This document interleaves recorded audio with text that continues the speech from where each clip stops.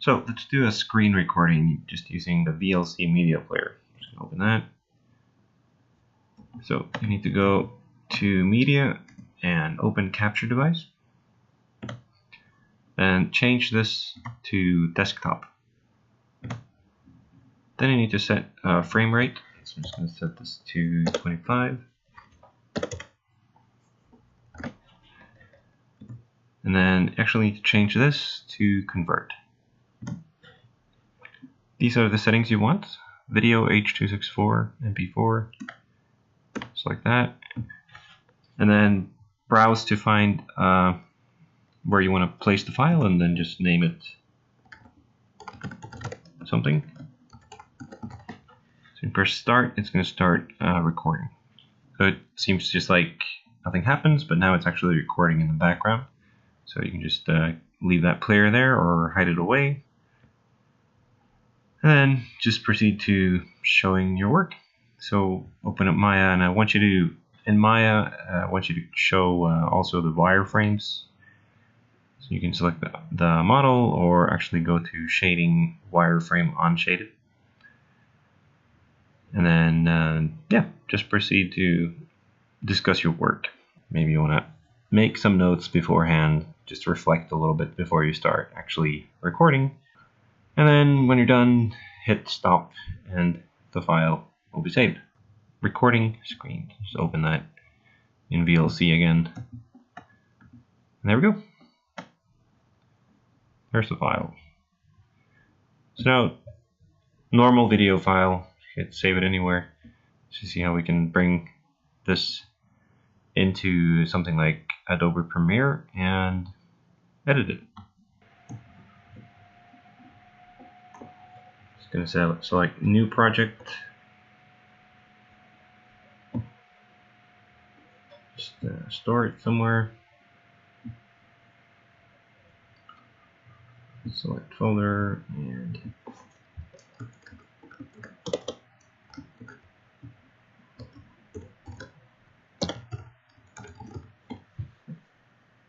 yeah, hit OK.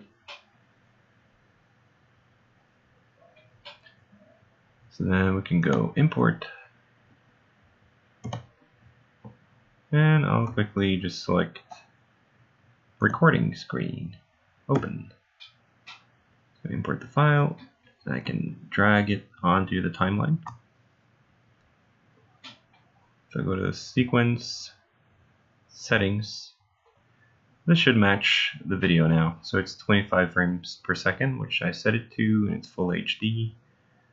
Okay. I can play it back, and it will play back on my timeline. And I can make some simple edits. So the most simple edit you can do, let's see, here we have the tool line. We have the razor tool, which you can just click once and it will make an edit, make a cut. And then this is the selection tool. So now we have split the video in two. So if I want to change the in and out points here, I can also just click and start dragging. So there we just sliced off a piece of that video, and if I drag this back there, now we just made a cut. Play back, and just start editing the video. And what's also really great is that the data that you cut away is still here. So if I go, just hover over here and click, I can drag it back.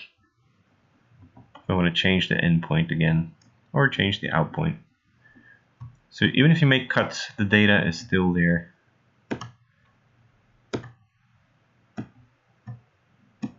Like that. So the full video is still here if I just go like that. So that's the most basic, simple way how you can make cuts here. And let me show you how you can get some footage from your cell phone and just put it in Premiere. If you have Google Drive installed, it should be on the App Store if you're on Android as well. Then you get the Google Drive app. I can go in here, and then if I go to my camera, I can go just select this video, and the bottom left upload button, and I can actually send this, to my email or something. But if I go over here, I also have the Drive app, and I can just make a folder or send it wherever I want, and name it something. You can also use, obviously, any cloud storage service. I'm sure there's an app for the OneDrive that the university uses, but you can make a free Gmail account. In Gmail, just click here, go down to Drive. You can open the file. If I double click, there's the latest video. I can click the download button right here to download it to the computer, and that's how you can easily upload something and download it to the lab. So here I've downloaded the file. I named it Train. There we go. Seems nice. It will play back nicely in the VLC player. But if I right click here, I can go to Properties. And I just recorded this quickly on my iPhone. Normally I would never record something vertically. I would always just film horizontally if it were to be shown anywhere, but this was just for myself, kind of like the view. But I recommend you shoot horizontally. It makes more sense for playback. That's the one thing. But also if I go to the details, you can see that this was shot at 30 frames per second. And remember, my other footage here was 25 frames a second. So I'm just going to keep the frame rate. I need to keep that constant. So if you have the same problem, you need to convert your file. So we can also use VLC for that. And also you might need to convert the file if it's not compatible with Adobe Premiere, which could be the case. So let's look at that. So we're just going to open VLC again, go to Media, Convert, and we can add the file we're going to convert. It's going to be the train. And then go down here, select Convert. Those are the settings again that we want. And then we're also going to go in here because remember I need to change the frame rate. And then yeah, it's under video codec. So you see the codec at H.264 and frame rate. So this, well, it's set to 25, but this initially is probably set to same as source or something. It's going to tell you. So then you need to go in here manually and be aware of what your other footage is and set this to 25 frames per second. Hit save. Browse. I'm going to save this to my D drive and we'll call it Train Converted or something. Save, and it's just going to seem like, oh, hit start. It's just going to seem like it starts playing back nothing. But now it's converting. So if you have a long footage, it would take some time. So try to keep your footage kind of short, sweet and short. Short and sweet. Okay, there we go to D drive, Train Converted. That should also play back nicely in the VLC player. Now having 25 frames a second, so we can double check. Properties, details. So yeah, 25 frames per second. Okay, great. So now that's converted, and it should be compatible now with the rest of my footage in Premiere. So we'll go back to Premiere, go import,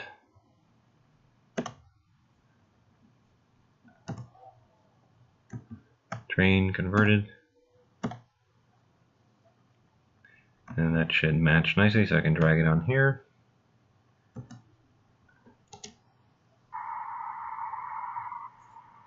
Yeah, so what I was saying about shooting horizontally, so now Premiere is doing some smart stuff to this footage. I don't know why it's flipping it. But yeah, so you would not have this problem, obviously, if your footage was shot horizontally. Don't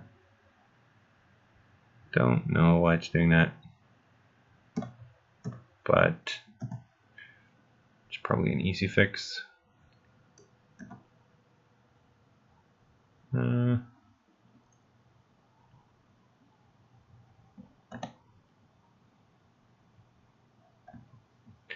Yeah, So rotate it 90 degrees and then scale it down. If we wanted this in here.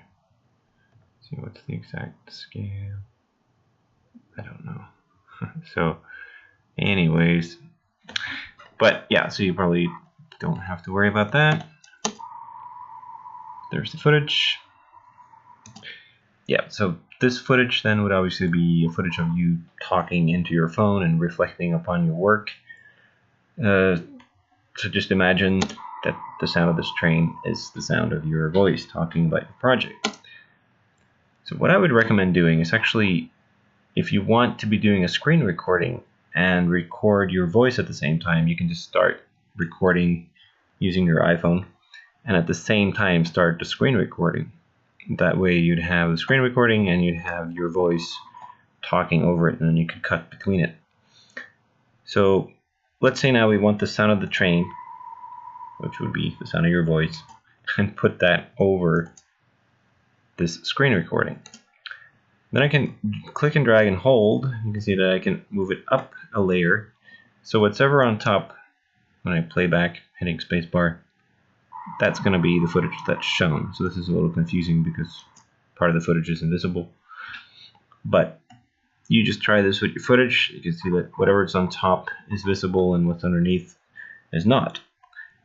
So we also have a way now to, because when I move this footage initially, the sound moves with it. And also when I start cutting into it, you can see that I'm cutting the footage and I'm also cutting the sound at the same time.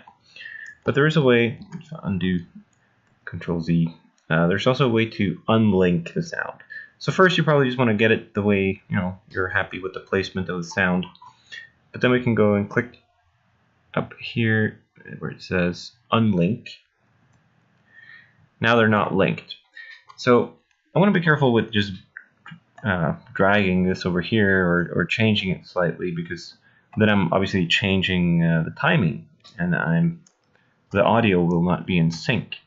But if I leave it there, I can make cuts. So if I make a cut here and just drag this over here, for instance, and I'm also going to cut the underlying footage now just so this won't be so confusing. But you wouldn't have to do that necessarily. I mean, you wouldn't have to do that because the layer on top is the one that's visible. But I'm just cutting here now because it's a little annoying with that both footage showing at the same time. So there we go. Alright, so now you get the idea. So if I play back, this will be you talking, still you talking, but we're seeing what you're seeing, and cut back to you talking. And then we can even insert some more of what you're looking at. So blah, blah, blah, blah, blah. This is what I did, and here we go, and this is the model, and here we have the topology, and it's all very nice. And here you can see me talking again, blah, blah, blah, blah, blah, and here's what I'm doing. So that's it. And then once you're happy with that, oh, and you can also hold here, you can zoom in a little bit to what you're doing. Yeah, and then let's look at how we can export this now finally for the video.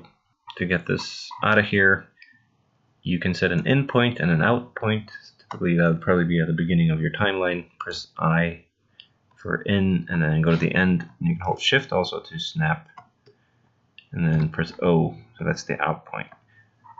Or you can do, what I'm going to do is just select the in point right there and the out point right there where the audio stops, just like that. And then file, go export media, and let's see.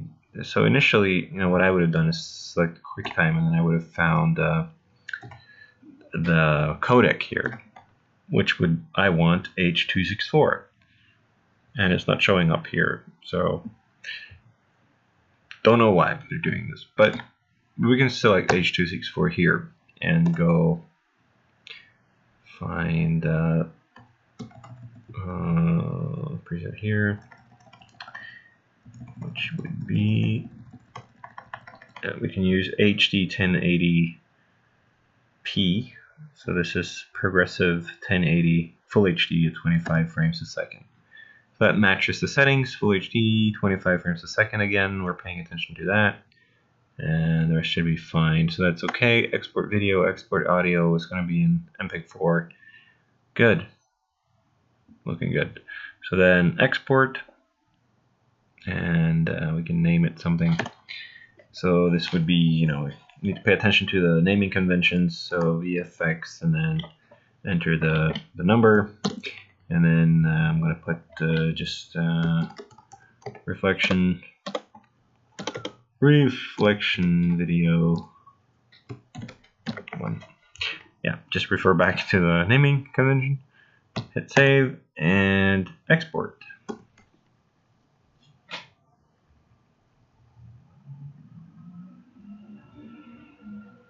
There we go. I'm going to try it just to open that in VLC. Double click. So there we see all the cuts I made, and the video is done, and everything's nice. And then that would be the file you then upload to the cloud server for your video report.